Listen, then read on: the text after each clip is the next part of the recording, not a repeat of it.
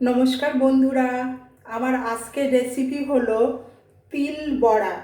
তা তিল বড়া বানানোর জন্য আমি 100 গ্রাম মতো তিল নিয়েছি 2-3টে আলু সেদ্ধ মিডিয়াম সাইজে নিয়েছি, কিছুটা পরিমাণ বেসন, আর নিয়েছি চিলি ফ্লেক্স, জিরে গুঁড়ো, হিং আর অল্প গোলমরিচ গুঁড়ো।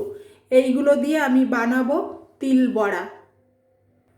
তিল বড়া বানানোর জন্য আলুর মধ্যে দিয়ে দিচ্ছি লবণ, দিয়ে ভালো করে আলু ভালোভাবে মেখে নিয়ে আলুর মধ্যে দিয়ে দিচ্ছি 1 চামচ ঘি, আর সমস্ত মশলা, হিং সবই আলুর মধ্যে দিয়ে দিচ্ছি।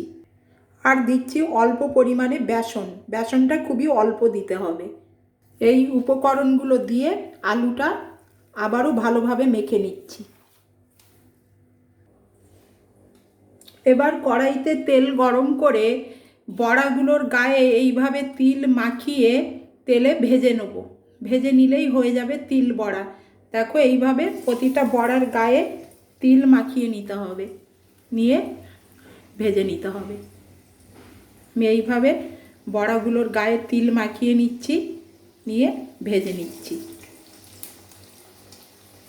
আমি গ্যাসটাকে লো ফ্লেমে রেখে বড়াগুলো অনেক সময় ধরে ভেজে নিচ্ছি। আমার এই ব্যাচের বড়া ভাজা হয়ে গেছে, এটা তেল থেকে তুলে নিচ্ছি। আবারও একটা ব্যাচে বড়াগুলো ভেজে নেব।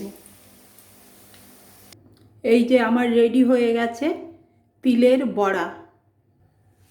এই যে দেখো, আমার তিলের বড়াগুলো কত সুন্দর দেখতে হয়েছে। এটা যতটাই সুন্দর দেখতে হয়েছে, টেস্ট তার চেয়ে অনেক বেশি সুন্দর, বেশি ভালো। একবার হলেও এটা বানিয়ে খাবে, খুব সুন্দর খেতে। ধন্যবাদ বন্ধুরা।